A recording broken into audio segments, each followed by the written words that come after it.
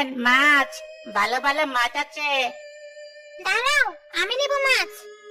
আচ্ছা আপা, বড় ছোট সব ধরনের মাছ আছে, আপনি কোনটা নেবেন? বড়। এই যে, এই বড় মাছটা ভালো হবে। কিন্তু আপনি কোথায়? আপনাকে দেখছি না যে। এই যে আমি কাছে, ওই বড় মাছটা আমার বেশ ভালো লেগেছে, রেখে দাও ওটা আমার জন্য। শাকচুন্নি, হাঁটতে হাঁটতে এদিকে কখন চলে এসেছি খেয়ালই করিনি। আমাকে মেরো না, এই নাও, তোমাকে একটা না দুটো মাছ দিলাম, আমাকে ছেড়ে দাও। আচ্ছা যা, তোকে ছেড়ে দিলাম, এখন ভাগ আমার সামনে থেকে। ধন্যবাদ শাকচুন্নি, তুমি অনেক দয়ালু।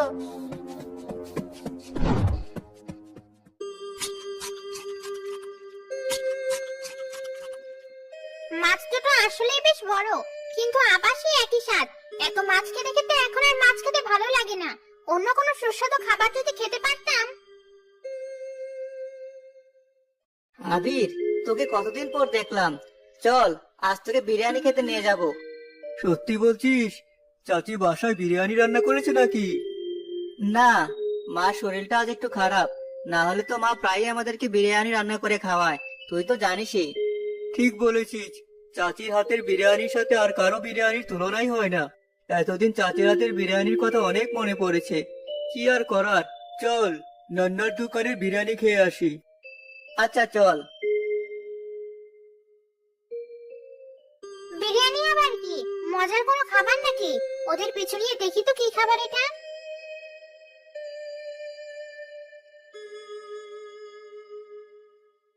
এই নে তোর বিরিয়ানির প্যাকেট, চল আমাদের বাসায় গিয়ে খাই, এখানে খেতে মন চাইছে না। আচ্ছা চল।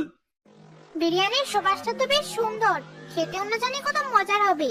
দুটো তাগড়া ছেলের কাছ থেকে বিরিয়ানি নিতে গেলে আবার বিপদে পড়বো না তো? এক কাজ করি, বাতাস দিয়ে ওই ছেলেটার হাত থেকে বিরিয়ানির প্যাকেটটা ফেলে দেই।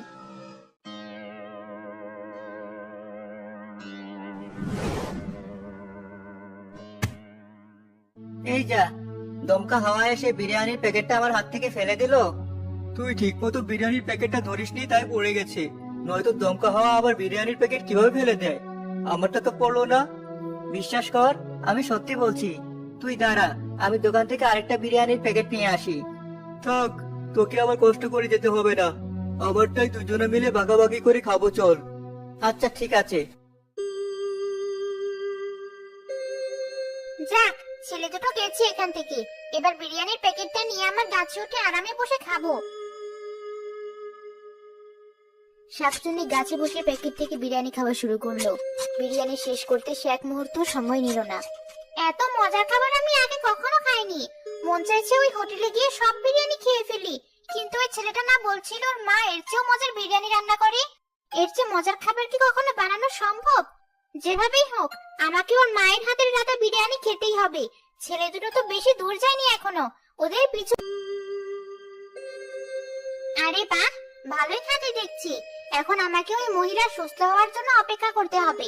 প্রতিদিন একবার করে এসে দেখতে হবে মহিলা সুস্থ হয়েছে কিনা। কিন্তু এই কদিন আমি কি করব?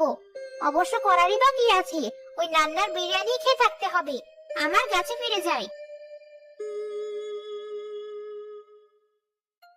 প্রায় একটানা 3 দিন শাকচুনি রবির বাড়িতে দুবেলা করে গিয়ে খোঁজ নিয়ে আসতো রবির মা সুস্থ হয়েছে কিনা।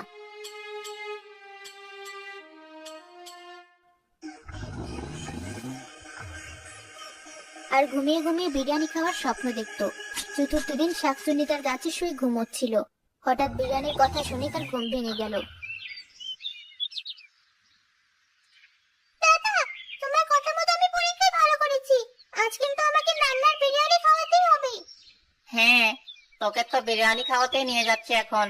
আজ তোর যত মন চায় তত বিরিয়ানি খাবি। সত্যি বলছো? খুব মজা হবে তাহলে। ওই মেয়েটার বাবা ওকে ওর যত ইচ্ছে হবে তত বিরিয়ানি খাওয়াবে, আর আমি এখানে 4 দিন ধরে অপেক্ষা করে একটা বিরিয়ানির এলাচও দেখতে পেলাম না। আজ তো তাহলে বিরিয়ানি খাওয়ার জন্য আমার এই মেয়েটার উপর ভর করতেই হয়।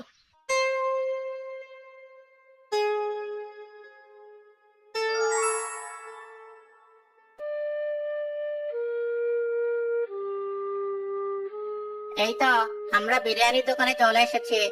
তোমার জন্য তাহলে হাফ প্লেট বিরিয়ানি দিতে বলবো? কিসের হাফ প্লেট? ফুল প্লেট ছাড়া কোনো কথা হবে না। দুটো ফুল প্লেট বিরিয়ানি দিন আমাকে। তুই এত বিরিয়ানি খেতে পারবি?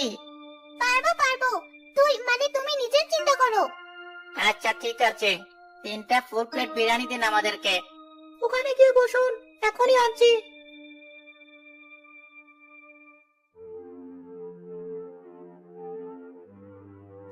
বিরিয়ানি খেয়ে পাগল হয়ে যাবো মনে হচ্ছে। তর্স হয়েছে না খাওয়ার জন্য। শুরু করো তাহলে। শাকচুন্নি একে একে খুব দ্রুত 5 প্লেট বিরিয়ানি একাই খেয়ে শেষ করে ফেললো। আর অন্যদিকে মেয়েটার বাবা সহ আশেপাশে সবাই এই কাণ্ড দেখে অবাক হয়ে গেল।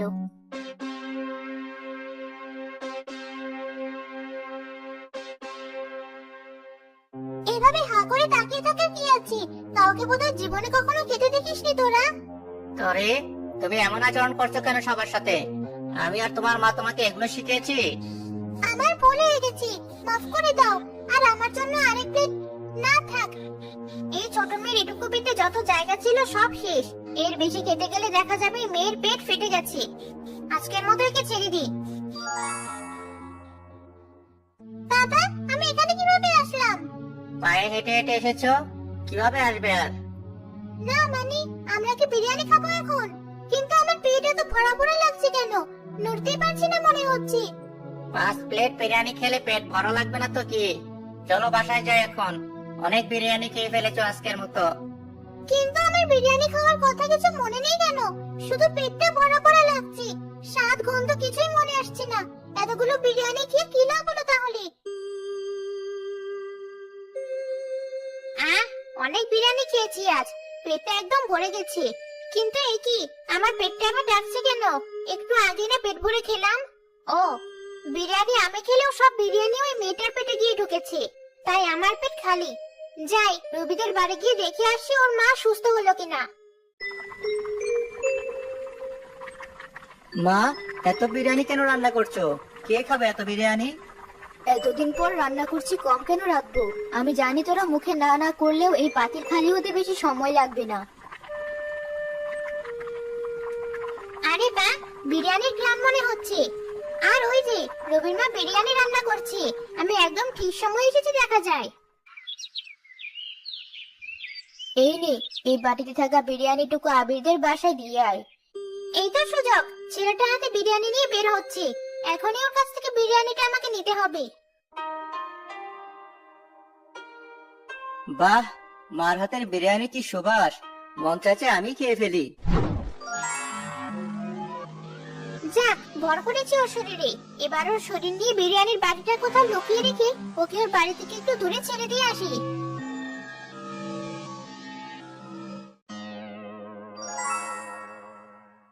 আমি এখানে এলাম কি করে? আর আমার হাতের বিরিয়ানির বাটিটা কোথায় গেল? রবির বাসা তো উল্টা দিকে। তাহলে কি আমি বিরিয়ানির বাটিটা হারিয়ে ফেললাম? মা শুনলে অনেক বকবে।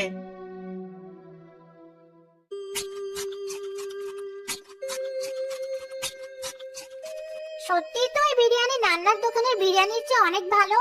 এত বছর বেঁচে থাকার পরও এমন মজাদার খাবার জীবনেই প্রথম খেলাম। ভাবতেই লজ্জা লাগছে। আরো খাবো আমি এই বিরিয়ানি। কি বললি? বিরিয়ানির বাটি হারিয়ে ফেলেছিস? তোকে দিয়ে একটা কাজও ঠিক মতো হয় না।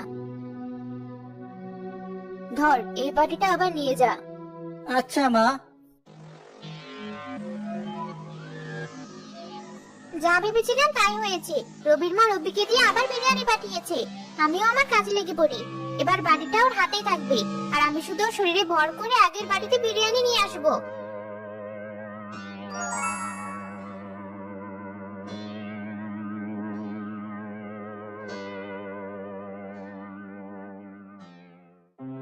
কি হলো? আমি মাঝ রাস্তায় দাঁড়িয়ে আছি কেন?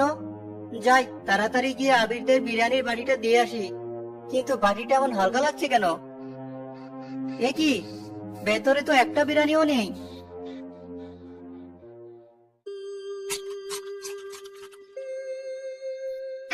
কি মজা! এবার বিরিয়ানি নিয়ে যাওয়ার আগেই বাটি খালি। সত্যি করে বল, বিরিয়ানিগুলো তুই খাচ্ছিস না তো? না মা, আমি খাইনি, বিশ্বাস করো। খেলে বা এখন কি করার? দে বাটিটা, বলে দিচ্ছি আবার। এবার যদি কোনো ভুল করেছিস তো তোর খবর আছে।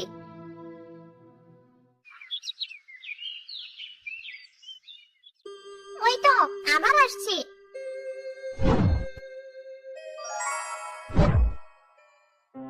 আশ্চর্য, আমি আবার এই জায়গাতে দাঁড়িয়ে আছি কেন?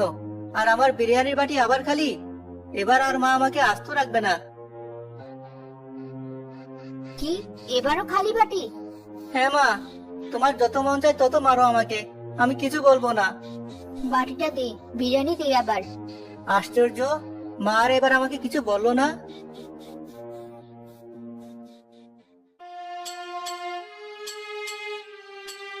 আরে বাহ, আমি তো ভেবেছিলাম এবার আর কোনো বিরিয়ানি পাবো না, কিন্তু এখন দেখছি আমার ভাগ্যটাই ভালো। যাই বিরিয়ানিটুকু খেয়ে আসি। আবারও আমার বাটি খালি। উদা উদা হয়ে যাচ্ছে বিরিয়ানিগুলো। রবি, এদিকে আয়। মা, তুমি এখানে? ও ঝোপের আড়ালে কি করছো? আর এত আস্তে আস্তে কথা বলছো কেন? চুপচাপ এদিকে আয় বলছি।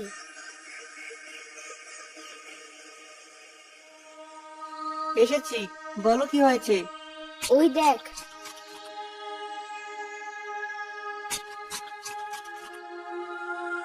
শাকচুন্নি আমাদের বিরিয়ানি খাচ্ছে। হ্যাঁ, বারবার বিরিয়ানি উধাও হয়ে যাওয়ার পর আমার সন্দেহ হচ্ছিল। এবার তো পিছু নিয়ে দেখলাম এই কাহিনী। এখন কি করব মা? তুই সাধু বাবাকে ডেকে নিয়ে আয়, আর আমি শাকচুন্নির জন্য বিরিয়ানির ব্যবস্থা করি। সাধু বাবা আসার পর একটা জাদুর বৃত্ত আঁকলেন। রবি পরিকল্পনা মতো আবার বিরিয়ানি নিয়ে গেলে শাকচুন্নি সে বিরিয়ানি নিতে গিয়ে আটকা পড়ল।